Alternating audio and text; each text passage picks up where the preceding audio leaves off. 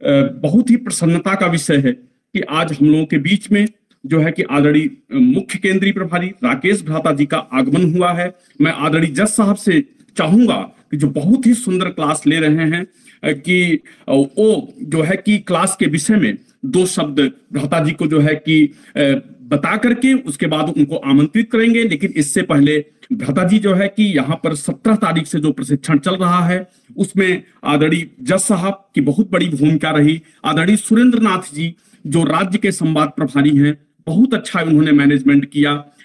आदरणीय जो है कि धीरज जी ने, आदरणीय अचल भ्राता जी ने, आदरणीय प्रदीप जी जो आपके प्रयागराज मंडल के मंडल प्रभारी हैं, महामंत्री राजेश जी, और साथ ही अरुण जी अयोध्या मंडल के, और साथ ही बस्ती मंडल के राजरतन सेन जी जो हमारे जो है कि आजीवन सदस्य भी हैं। उनका बहुत अच्छा मतलब जो है योग दर्शन पे भी क्लास चलता रहा।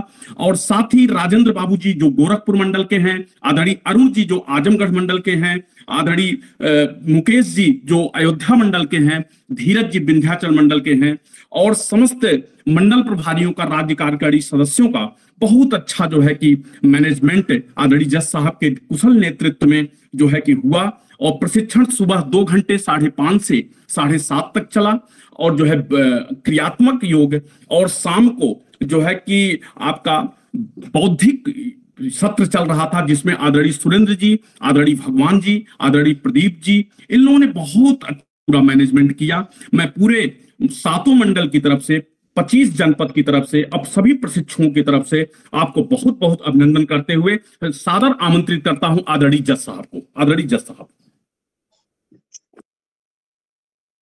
प्रातः स्मरणीय, अहर्निश अनुकरणीय परम पूज्य गुरुदेव जो परमात्मा स्वरूप हैं, उनके प्रतिनिधि के रूप में उपस्थित हमारे अत्यंत आदरणीय प्रिय मुख्य केंद्रीय प्रभारी जी के आगमन पर हम सभी अत्यंत पुलकित हैं, हर्षित हैं, उनकी प्रतीक्षा कर रहे थे। आइए उनके भीतर जो परमात्मा सत्ता का निवास है उसको दोनों हाथ जोड़ करके नमन वंदन करते हैं।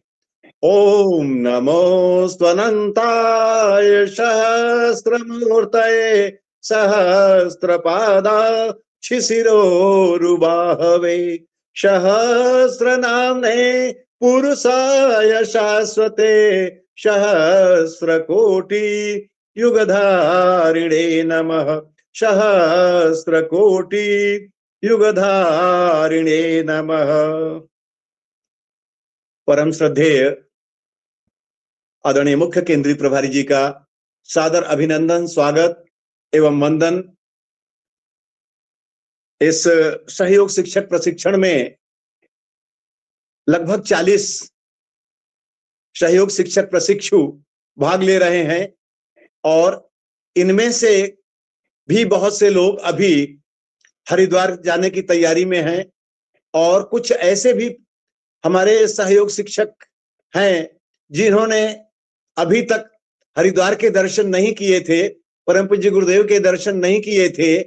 उनको भी अब की वहां जाकर के गुरुदेव के सानिध्य में योग में प्रवीणता प्राप्त करने का सौभाग्य मिल रहा है। ये लगभग कुल मिलाकर के 139 लोग अभी जा रहे हैं।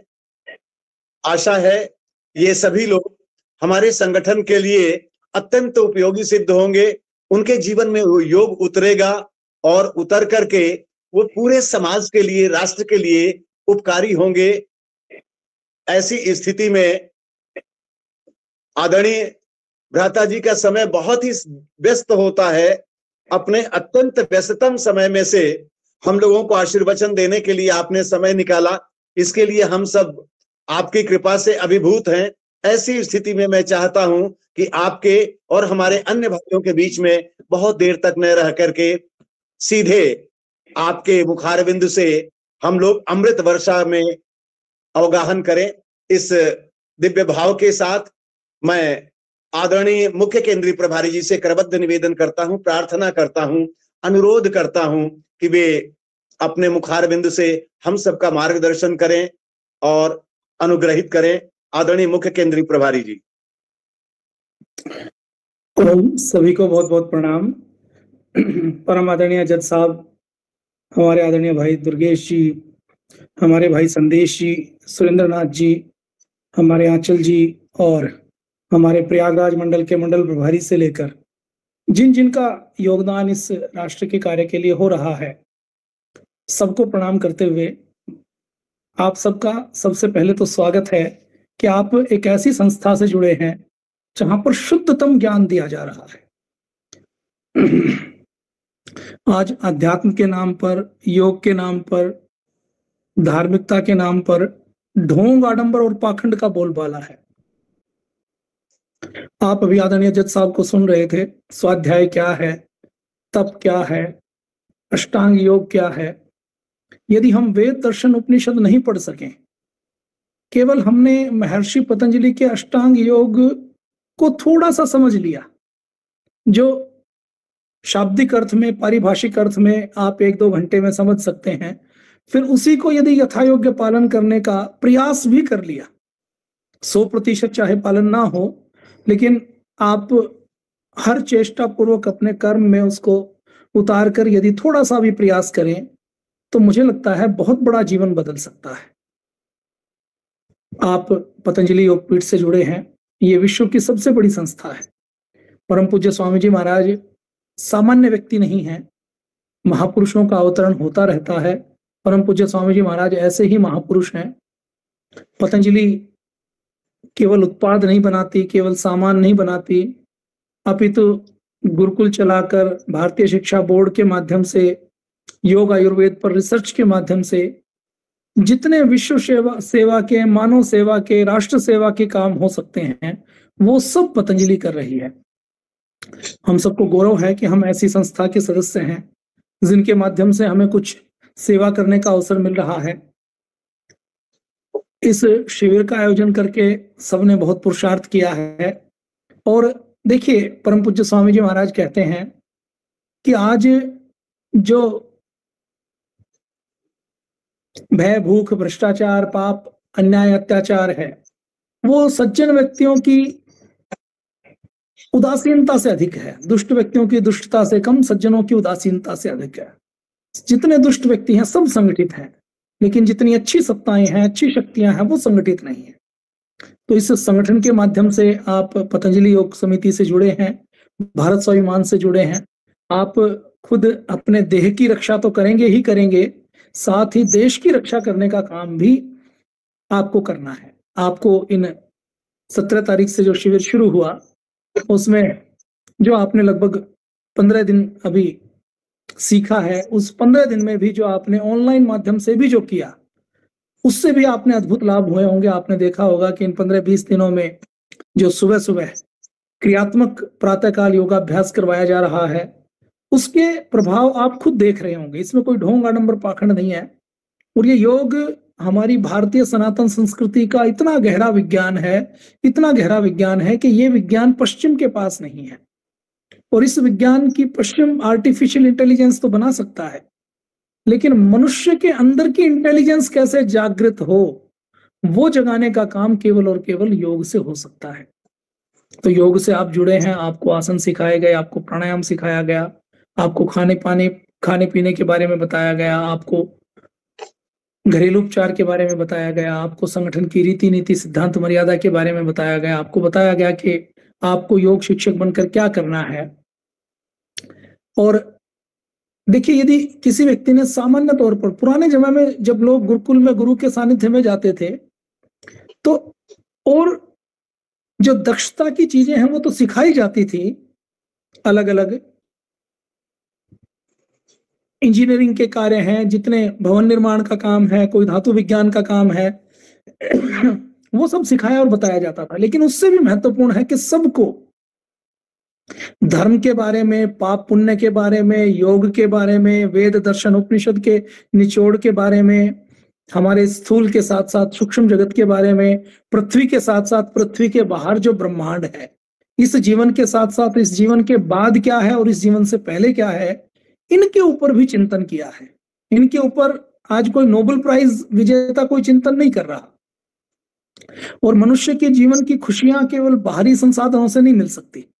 हमारे ऋषि मुनि जो महान वैज्ञानिक थे, आप महर्षि पतंजलि के योग दर्शन और मैं अष्टांग योग की अभी चर्चा आदरणीय जज साहब करेंगे आपके साथ। उस केवल अष्टांग योग को आप समझ लें। अकेले अष्टांग योग में यम नियम का केवल पालन करें। अष्टांग योग में भी 8 योग को छोड़ दीजिए, यम नियम का केवल लोग पालन कर लें तो पूरी धरती में किसी यूएनओ की, किसी संविधान की, किसी कानून की आवश्यकता नहीं है। जज साहब तो खुद जज हैं। जितनी संविधान की किताबें हैं उन सबको तराजू के एक पलड़े पर रख दीजिए और महर्षि पतंजलि के यम नियम को एक पलड़े में रख दीजिए, तो जो यम नियम है वो उन सारी संविधान कानून की पुस्तकों से भारी पड़ेगा। कि व्यक्ति और समाज यदि यम नियम का पालन करे तो ये समाज, ये दुनिया इतनी अच्छी हो सकती है कि किसी कोर्ट की, किसी पुलिस की, किसी दंड व्यवस्था की या न्याय व्यवस्था की आवश्यकता ही नहीं पड़ेगी। आप देखिए कितना गहरा विज्ञान है। महर्षि पतंजलि ने अष्टांग योग में केवल 2 लाइनों के अंदर पूरे समाज को कैसे संचालित और नियंत्रित करें वो बता दिया। मैं तो जब हम साइकोलॉजी की बात करते हैं तो सिगमंड फ्रायड का, कांट का और बहुत से ऐसे विदेशी वैज्ञानिकों के नाम आते हैं जो कहते हैं इन्होंने ये खोज की, इन्होंने ये सिद्धांत दिया, इन्होंने वो सिद्धांत दिया। जब महर्षि पतंजलि के योग दर्शन को पढ़ते हैं तो हमें ऐसा लगता है कि ये सारा जो आधुनिक मनोविज्ञान है ये तो उनके नाखून के बराबर भी नहीं है। महर्षि पतंजलि के अगर संपूर्ण व्यक्तित्व को समुद्र माने तो उसके अंदर 1 अंजुली जल भरें तो उस 1 अंजुली जल के बराबर नहीं है। तो ये गहरा ज्ञान है। और ये गहरा कितना ज्ञान है, हमने तो आपका केवल परिचय करवाया है। आप जब जुड़ेंगे, आप पतंजलि में आएंगे तो आप देखेंगे कि कितना गहरा विज्ञान हमारे शास्त्रों में है।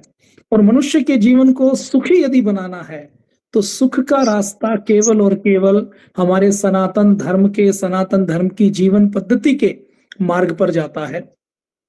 वो सनातन के बारे में, योग के बारे में, यज्ञ के बारे में भी आपको बताया जाएगा।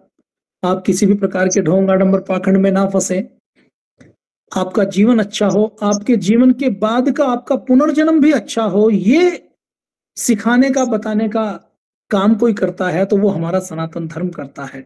वो भी आपको सिखाया जाएगा, बताया जाएगा। मैं तो बस आपके दर्शन करने के लिए आया। कल पटना में कार्यक्रम था, पटना में एक बड़ी बैठक थी। उसके बाद आज माननीय राष्ट्रपति जी का कार्यक्रम पतंजलि योगपीठ में था। और पतंजलि योगपीठ क्या कर रहा है ये तो आप आएंगे तब आपको पता लगेगा। कोई ऐसी विधा, कोई ऐसा क्षेत्र नहीं है मानव सेवा का जिसमें पतंजलि काम नहीं कर रहा हो। शिक्षा की बात हो, योग की बात हो, आयुर्वेद की बात हो, गरीब कन्याओं के विवाह की बात हो, शहीदों के सम्मान की बात हो, अनाथालय चलाने की बात हो, विश्वविद्यालय चलाने की बात हो, मेडिकल कॉलेज की बात हो, वेलनेस का, दुनिया का सबसे बड़ा हॉस्पिटल खोलने की बात हो, पूरे भारत में दोबारा से गुरुकुल स्थापित करने के लिए भारतीय शिक्षा बोर्ड बनाने की बात हो, इतने बड़े विजन के साथ। देखिए पतंजलि का विजन छोटा नहीं है। जैसे कोई सामान्य व्यक्ति गाय से प्रेम करेगा तो उसका विजन क्या होगा कि मैं गाय को रोटी खिला दूं। थोड़ा सा बड़े स्तर पर सोचेगा तो क्या सोचेगा कि गौशाला खोल दे। पतंजलि कैसे सोचती है, परम पूज्य स्वामी जी महाराज कैसे सोचते हैं? वो सोचते हैं कि गौशाला से गाय की रक्षा नहीं हो सकती। अगर गाय की रक्षा करनी है तो हम गाय को इतना उपयोगी बनाएं कि हर घर में गाय पल सके। और पतंजलि इसका समाधान कैसे देखती है कि आज वर्णशंकर नस्ल हो चुकी है, हमारी देसी गाय खत्म हो रही है, उसके अंदर विदेशी गाय के अंदर, देसी गाय की कोख के अंदर विदेशी सांड के शुक्राणु डालकर हमारी नस्ल खराब हो रही है। तो परम पूज्य स्वामी जी महाराज किस लेवल पर काम कर रहे हैं, बस मैं एक एग्जांपल दूंगा और उसके बाद अपनी बात को विराम दूंगा। वो कहते हैं कि हम अपनी जो गाय विदेशी हो गई है उसको भी देसी बनाएंगे। उसके लिए क्या करेंगे, हम अच्छी देसी गायों का भ्रूण, उनका ओवम लेंगे, अच्छे देसी सांड का स्पर्म लेंगे, उन दोनों को बाहर टेस्ट ट्यूब में निषेचित करेंगे और निषेचित करने के बाद उस भ्रूण को जब हम संकर नस्ल की जो हमारी गाय की जो पीढ़ी खराब हो चुकी है उसके कोख के अंदर जब स्थापित कर देंगे तो उस कोख के अंदर जो बीज पलेगा, जो भ्रूण पलेगा, वो दूध देने वाली दुधारू गाय का होगा। और जब दुधारू गाय का होगा तो वो जो माँ है उससे जो बेटी पैदा होगी उस माँ की कोख में तो होगी लेकिन उसकी जो नस्ल होगी वो सुधरी हुई नस्ल होगी। तो इसलिए पतंजलि शॉर्ट टर्म समाधान नहीं देती। पतंजलि कोई बहुत तात्कालिक नहीं सोचती, बहुत दीर्घकालिक चिंतन है। और ये केवल, मैंने एक गाय का तो, गौ माता का एक एग्जाम्पल दिया, शिक्षा की बात हो, चिकित्सा की बात हो, कानून व्यवस्था की बात हो, अर्थव्यवस्था की बात हो, पूरे समाज के संचालन की बात हो, तो पतंजलि का विजन बहुत गहरा है। आप जब आएंगे तो आप देखेंगे, आपको आश्चर्य होगा कि क्या कोई सनातन धर्म का आश्रम इतना बड़ा हो सकता है। पतंजलि के पास 1500 कमरे तो एक जगह पर हैं और सारे फुल्ली एसी कंपनी कमरे हैं। तो जब हम बात करते हैं मंदिर, मस्जिद, आश्रम, मंदिर की, आश्रम की, हमारे किसी सनातन के किसी धार्मिक स्थल की, तो जहां अव्यवस्था हो, जहां पर कुछ भी सफाई नहीं हो, तो ऐसी तस्वीर बनती है। तो पतंजलि ने हर क्षेत्र में बहुत बड़े मापदंड स्थापित किए हैं। तो आप पूर्वी उत्तर प्रदेश ने आयोजन किया है इस शिविर में, जो अभी 5 तारीख से शिविर होने वाला है, उसमें कितने भाग ले रहे हैं, और उसमें सबका पंजीकरण जरूर निश्चित कर लें। सब एक बार राज्य वाले भाई दुर्गेश जी भी बात कर लें, क्योंकि फिर 1 वर्ष तक और कोई भाग लेने का अवसर नहीं मिल पाएगा। और आपने शिविर लगाया है तो आप कोशिश करें भाई सुरेंद्र जी, हर 2 महीने में एक शिविर लगाया करें। आपका शिविर हर 2 महीने में लगता रहे। स्टेट की ओर से कम हर वर्ष 6 शिविर लगे। आपके पास पूरी टीम है, नए अच्छे जो योग शिक्षक हैं उनको उसका अवसर दें। बहुत विद्वान आपके पास हैं, उनसे आप सीखें। तो आपको अधिक से अधिक शिविर लगाने हैं।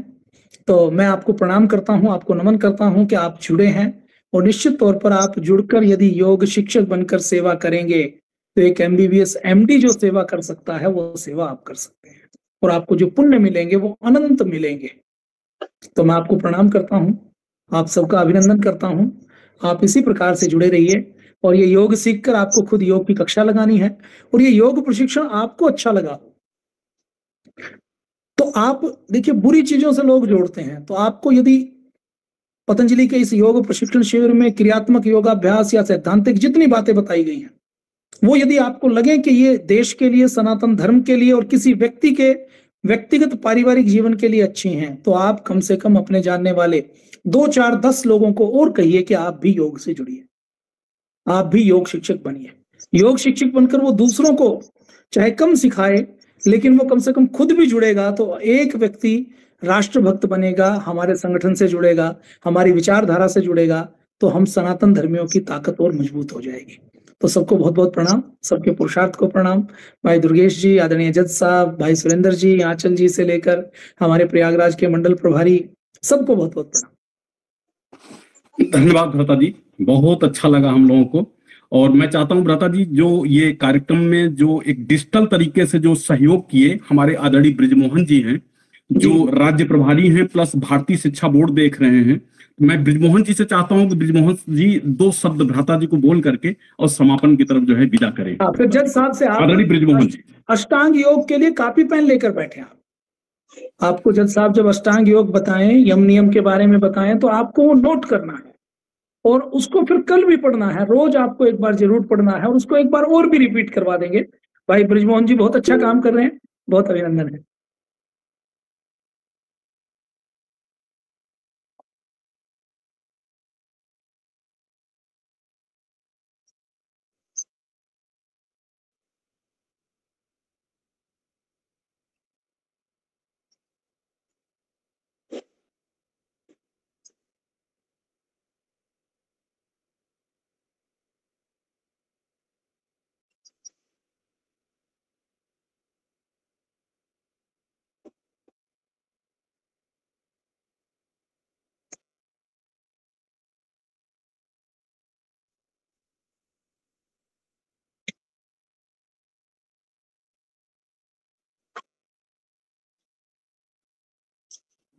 आदरणीय भ्राता जी को सादर नमन। ओम ओम प्रणाम, ओम सभी को बहुत बहुत प्रणाम।